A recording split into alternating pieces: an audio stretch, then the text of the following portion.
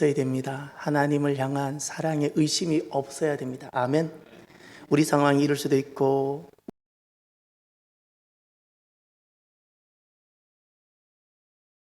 우리 의심이 없기를 바랍니다. 할렐루야.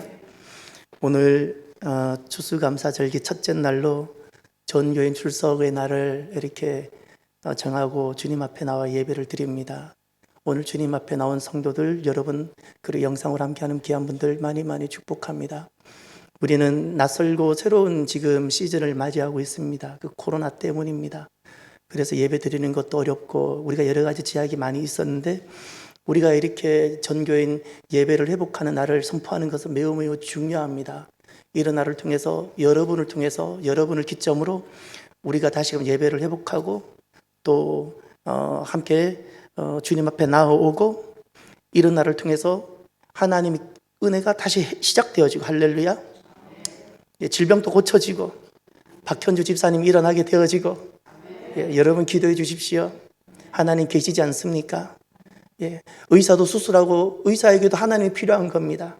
의사는 수술까지 하는 사람이지 의사가 실은 고치는 사람이 아닙니다. 정확하게 말하면 의사는 수술하는 사람이지 의사가 낫게 하는 것 아닙니다. 모든 병원에서 낫게 하시는 분은 하나님이신 줄 믿으시길 바랍니다. 그래서 우리가 기도합시다. 이렇게 함께 나왔으니 박현주 집사님으로서 기도해서 또 회복도 일어나고 그래서 이런 전교인 예배 출석의 날이 너무나도 중요합니다.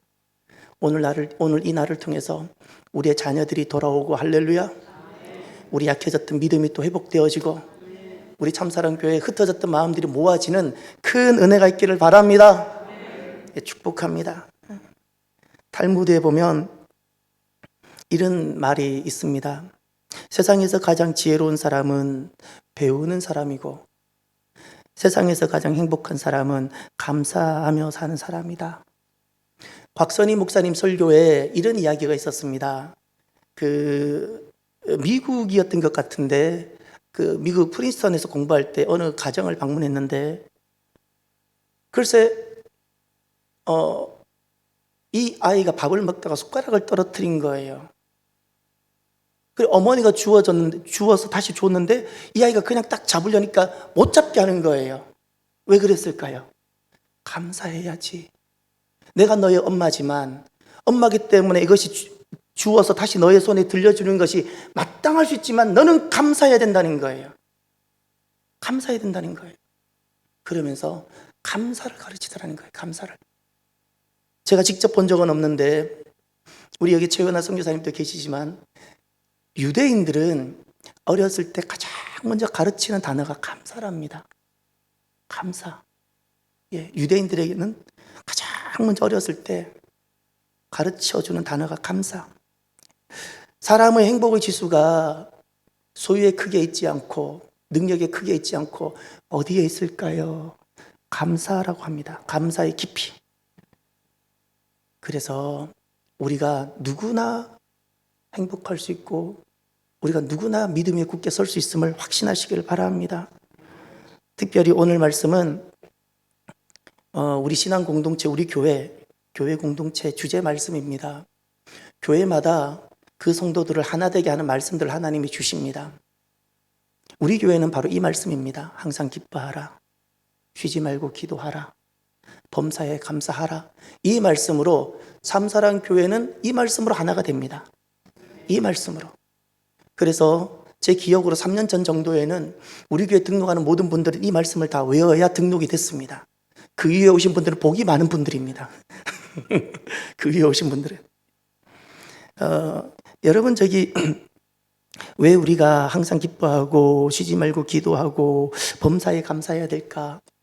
오늘 이 말씀을 보면서 제가 요즘은 제가 국문과 원래 출신인데 우리나라 말이 너무 어려워졌어요. 말을 너무 축약해야 되니까 우리나라 말인데 번역을 해야 되는 거예요. 번역을. 고터가 뭔지 아세요? 고터? 이야, 정말 전도사님 존경합니다. 저는 처음에 몰랐어요. 엘베 정도까지는 알았는데 고터 간다 그래. 고터? 고터가 식당 이름인가 그랬더니 고속터미널이라는 거예요. 아무튼 오만 가지를 다 줄여요, 그냥. 원래 언어는 경제성 원리가 너무나도 많이 적용받는 것이 언어가 맞아요.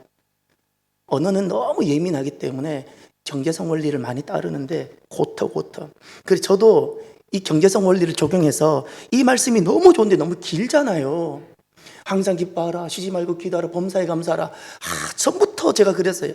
이걸 좀 한마디로 바꿀 게 없나라고 고민을 많이 했는데 오늘 말씀을 준비하다 드디어 발견한 거예요. 드디어 발견했어요. 기기감. 자, 기기감. 어색하네요. 자, 이거 되게 어색하네요. 제가 줄이려니까. 제가 이런 걸 안 해봐가지고. 자, 우리 신앙 공동체 주제 말씀은 기기감입니다. 무슨 말씀인지 알 것 같아요? 첫 번째 기는 뭘까요? 기뻐하라. 두 번째 기는 무엇이죠? 기도하라. 세 번째 말씀은 무엇이죠? 감사하라. 예. 기기감. 어떻게 좀 괜찮나요? 좀 단순화됐죠? 무엇이든 단순화가 돼야 돼요. 항상 기뻐하라, 쉬지 말고 기도하라, 범사에 감사하라가 좋은데 너무 길었는데 기기감. 좋은 것 같아요. 기기감. 자, 우리 교회는 기기감 공동체입니다. 아멘. 기기감. 예.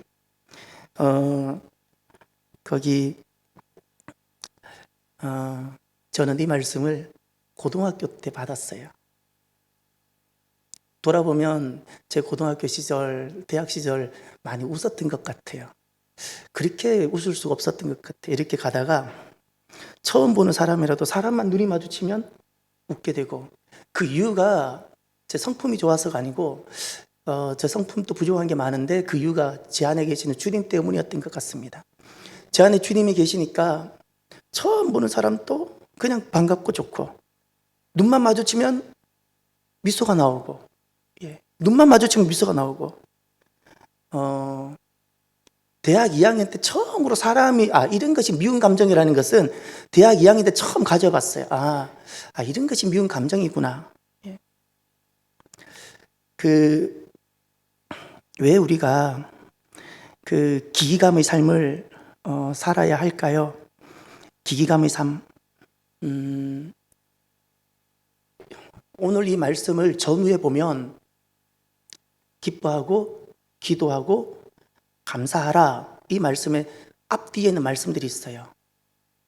하나님께서 우리에게 말씀을 주시고 배치하실 때는 다 이유가 있는데, 기뻐하고 기도하고 감사하라, 기기감 말씀을 주셨을 때 바로 앞에 있는 말씀이 무엇인가를 보세요. 그 말씀이 기기감과 관련이 됩니다. 왜 우리가 기기감 삶을 살아야 되는가? 15절을 보세요. 삼가 누가 누구에게든지 악으로 악을 갚지 말게 하고 서로 대하든지 모든 사람을 대하든지 항상 선을 따르라. 아멘. 악에 대한 문제가 나오죠.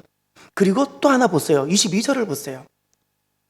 기기감의 말씀인데 악이 두 번이 등장합니다. 22절을 보면 악은 어떤 모양이라도 버리라 그랬죠. 자, 왜 주님께서 우리에게 기기감, 너는 항상 이 땅을 살아갈 때 기기감으로 살아라, 기뻐하고 기도하고 감사함으로 살아라, 기기감을 말씀하셨을까? 내가 기기감을 하지 아니하면 무엇을 못 다루고 무엇을 못 이길까요? 악입니다. 내가 결국 악의 삼킴을 당합니다. 내가 기기감을 하지 아니하면, 내가 기뻐하지 않고 내가 기도하지 않고 내가 감사하지 아니하면 악은 끊임없이 다가오는데 그 악을 내가 이기질 못하고 악에 지게 되고, 내가 악에 넘어지고 내가 그 악을 악으로 갚고 싶어지는 거예요. 그래서 주님께서 말씀하셨어요. 어떻게 하라고요? 기도하라고, 기뻐하라고, 감사하라고. 그러면 어느 순간 우리가 그 악을 이기고 있는, 악을 이기는 나를 발견하게 될 겁니다. 할렐루야. 그래서 주님께서 말씀하셨어요. 주님 오실 때까지 세상에 악은 없어지지 않습니다. 마귀가 있기 때문에 악은 반드시 존재하는데, 주님 오실 때까지 그 우리가 악을 이기는 방법이 주님께서 말씀하셨어요. 기뻐하고 기도하고 감사하라. 저는 가끔 사람들이 그런 질문을 해요. 예수님께서 십자가 지고 가셨을 때 얼마나 고통받고 괴로워하시고 아프셨을까? 맞아요. 진짜 아파요. 그런데 한편으로 이런 생각도 들어요. 정말 주님께서 괴로움으로 가셨을까? 육신이 계셨기에 아프셨죠? 아니요. 어머니나 아버지가 되어본 사람은 그 자녀를 위해서 대신 고통을 받을 때 몸은 아프지만 그 마음은 기쁘다는 걸 여러분 아시잖아요. 주님은 나를 대신해서 그 길을 가시는 거예요. 몸은 아프세요. 근데 거기에는 주님은 큰 기쁨으로 가셨을 거라고 저는 그렇게 믿어요. 제게도 제 자녀가 있는데 제 자녀 이야기해서 죄송해요. 1부 때는 있어서 말 못했는데 2부 때는 제게 그냥 누가 주신 상품권 10만 원권 있는지도 모르고 있다가 딸이 발견한 거예요. 제주도 좋아요. 이제 그걸로 옷을 사러 가겠다는 거예요. 그래서 어제 줬어요. 옷을 뭐 사왔길래 잘 샀냐 그랬더니 그걸로 안 사고 다른 걸로 사고 그거는 또 다른 걸로 쓰겠다는 거예요. 제 마음이 서운할까 안 서운할까요? 그냥 기뻐요. 얘가 이렇게 쓰든 저렇게 쓰든. 예. 부모는 그저 자녀만 잘 되기를 바라고 잘 자라주길 바라고, 예, 내가 다 주어도 기쁜 거예요. 내가 다 주어도 기뻐요. 주님께서는 주님 자신을 다 주셔도 더 기쁜 거예요. 우리를 살리시기 위해서 십자가 가기는 그 길이 몸은 분명히 아프신 게 맞으신데 기쁘신 거예요. 할렐루야. 기기감이에요. 기기감. 기쁨의 길이고 감사의 길. 감사의 길. 이게 십자가의 길이에요. 악을 이기는 길. 할렐루야.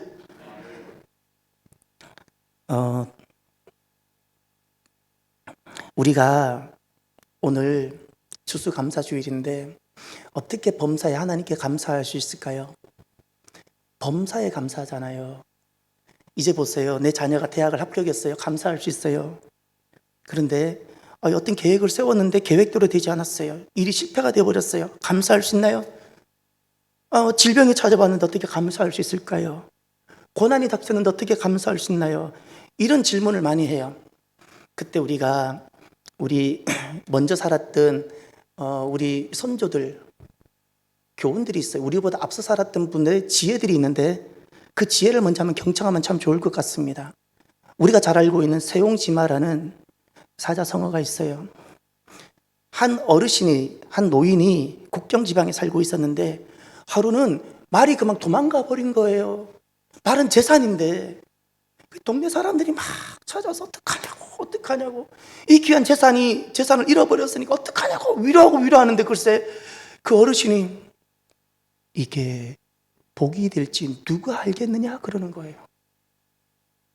그러다가 몇 달 있다가 글쎄 집 나간 말이 색시를 데리고 들어온 거예요. 2마리가 됐네요. 그랬더니 또 동네 사람들이 몰려와서 잘 됐다고 막 좋아라고 막 잔치를 벌이자 그러는 거예요. 그랬더니 그 어르신이 이게 화가 될지 누가 알겠냐고. 아니나 다를까 아들이 그 말을 타고 놀다가 똑 떨어져서 다리가 똑 부러져 버린 거예요. 동네 사람들이 또 와서 막 그래. 아이고 어떡하냐고. 저놈의 말이 돌아와가지고 아들 다리가 부러졌으니 저놈의 말이 돌아오지 않았어야 되는데 저 어떡하냐고.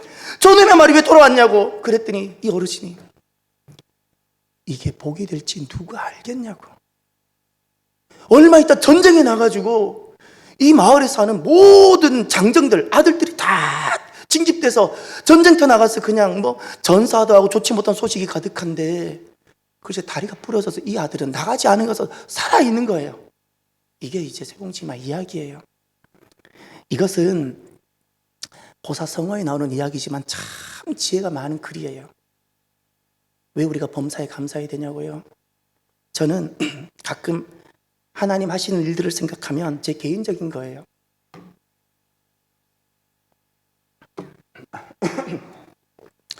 이제 이재백이라는 인생을 하나님께서 이렇게 주도해 가시고 이끌어 가시는데 어떤 느낌이 드냐면 저는 그런 생각이 들어요. 그 바둑의 고수. 저는 바둑을 잘 못 뜨는데 그냥 자녀들하고 뜨는 정도. 그런데 오목은 잘 떠요.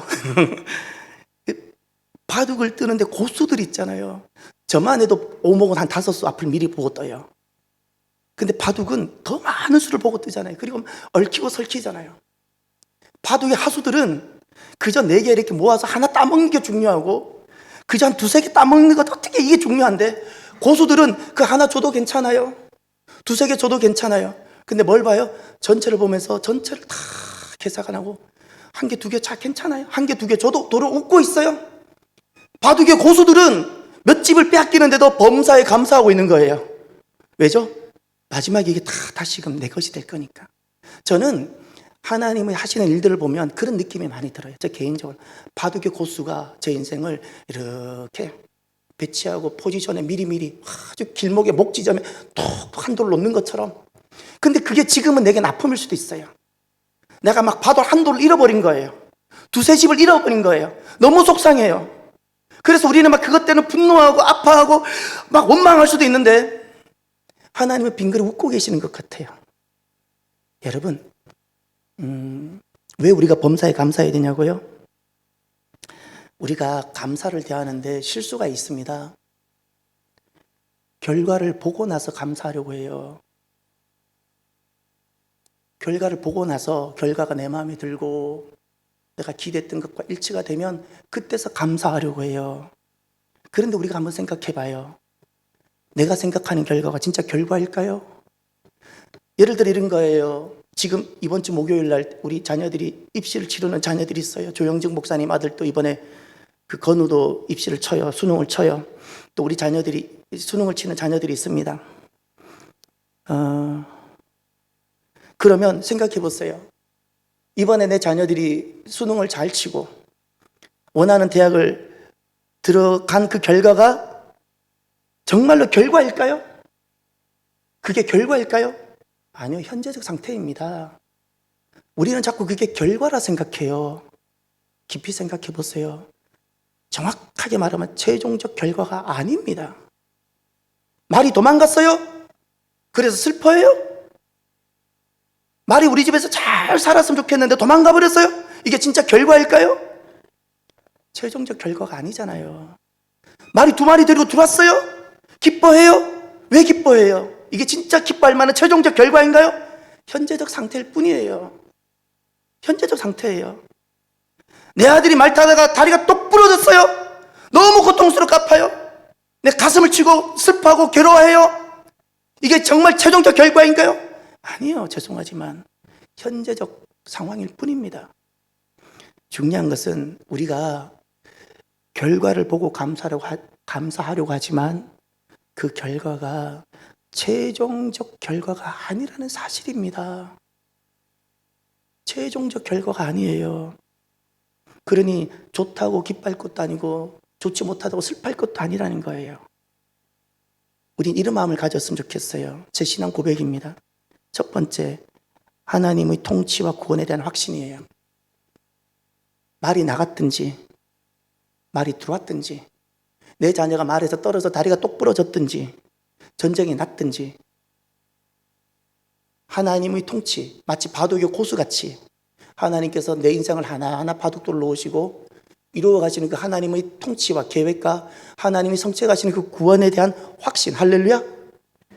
그래서 우리가 범사에 감사할 수 있는 거예요. 현재적 결과가 아니라 말이 나갔던 말이 들어왔기 때문에 감사하는 것이 아니라 하나님께서 말이 나갔든 말이 들어오든 내 아들이 다리가 똑 부러졌든 전쟁이 났든 어떤 상황에서든 이 현재적 상황을 보고 내가 감사하는 것이 아니라 마치 바둑의 고수같이 하나님께서 우리 인생을 한 걸음 한 걸음 이끌어 가시는 하나님의 통치와 다스리심, 할렐루야.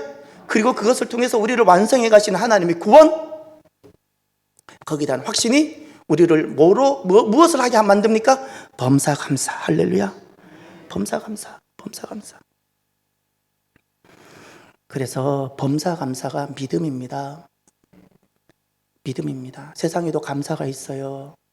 세상에서 감사하는 나름 다 결과에 대한 감사예요.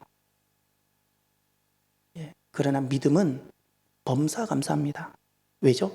범사 감사는 결과나 어떤 보상 때문에 유익 때문에 하는 감사가 아니라 누구 때문에 통치하시고 마치 바둑의 고수 같은 통치하시고 다스리시고 이기게 하시고 결국 완성시켜 가시는 누구 때문에? 하나님 때문에. 할렐루야.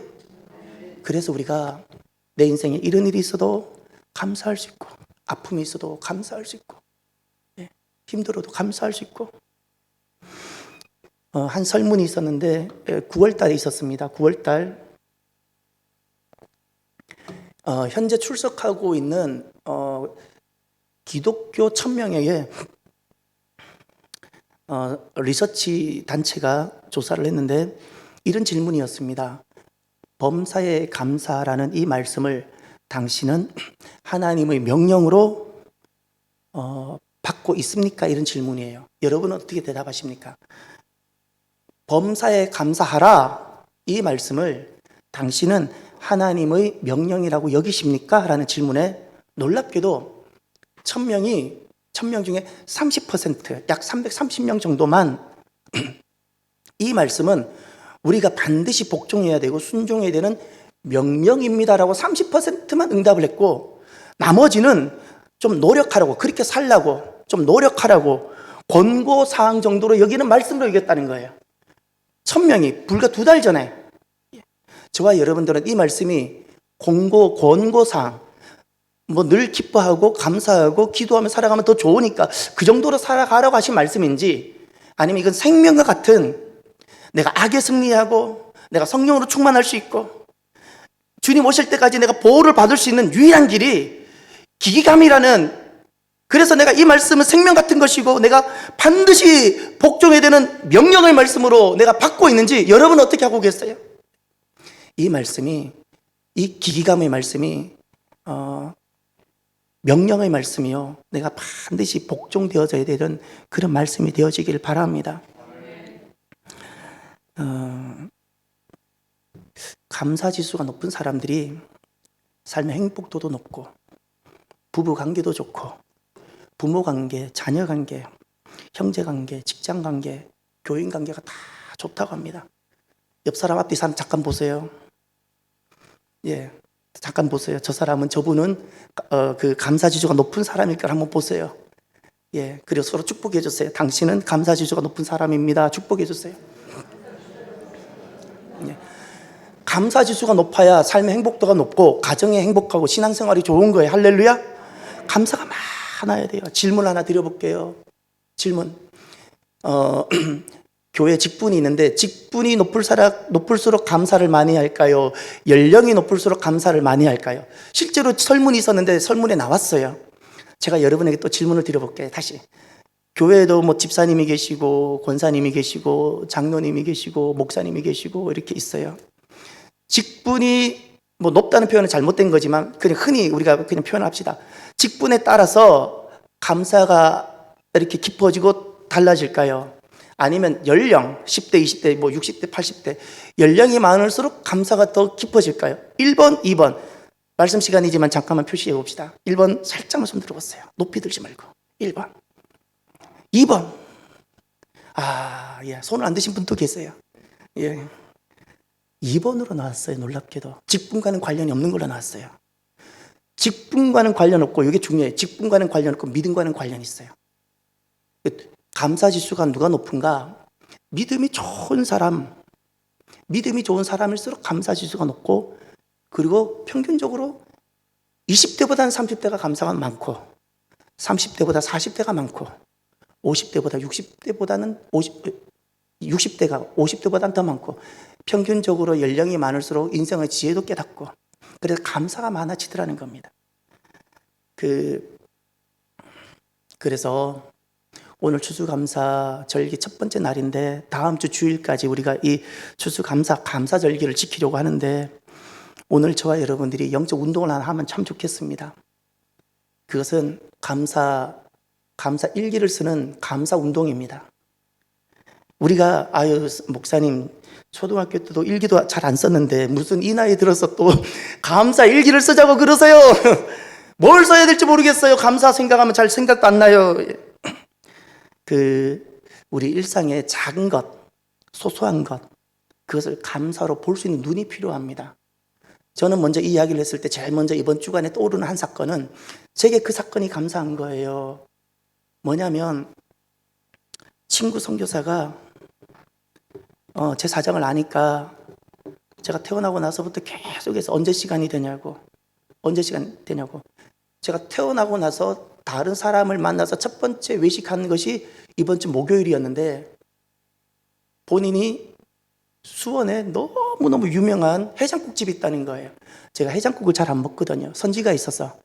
근데 그 집을 갔더니 너무 좋은 게 선지만 따로 빼고 해장국이 마치 우거지국처럼 나온 거예요. 부글부글 끓여서 나오는데 이게 저는 이번 주 감사하니까 왜 자꾸 그게 떠오르는지 모르겠어요. 해장국이 떠올라요. 해장국이 감사해요. 감사. 그 집을 먹고 나오는데 글쎄 뭘 봤냐면은 분당 직영점이 있다는 거예요. 분당에도 직영점이 있는데 글쎄 여기 가까운 금곡동이 있더라고요. 목요일날 선교사랑 친구랑 만나서 거기서 먹고 2-3시간 열심히 오만 가지 이야기를 다 하고 감사한 마음으로 나오다가 분당 직영점 있는 걸 또 보고 은혜 받아가지고 금요일 혼자 또 찾아갔지 않겠어요? 이게 그냥 저는 이게 감사한 거예요. 감사. 해장국에 선지가 안 들어가 있는 것도 감사하고 친구 만나서 아무한테도 말 못했던 오만 가지 이야기도 다 해서 감사하고 분당에 또 그 집이 또 있는 것도 감사하고 여러분 감사라는 게 거대해야 되고 엄청나야지 되는 것이 아니고 일상의 작은 것, 할렐루야. 지극히 작은 것, 소소한 것에 감사가 다 있어요. 내가 보지 못할 뿐이지. 이런 것 있잖아요. 지하철에 막 도착했는데 플랫폼에 섰는데 딱 지하철이 들어오는 거예요. 얼마나 감사해요. 예. 내가 오늘 다리가 너무 아픈데 글쎄 내가 딱 섰는데 이 사람이 자리를 탁 다음 역에 내려주는 거예요. 얼마나 감사해요. 그렇지 않나요? 이런 거 예를 들어서 한 젊은 직장인이 본인이 감사 일기를 썼어요. 제가 볼 때 딱 이분은 크리스찬은 아닌 것 같은데 그래도 기독교 영성은 많이 남아 보입니다. 남자분인데 독서 모임 리더였어요. 이제 이분이 그날 감사 일기를 이렇게 썼어요.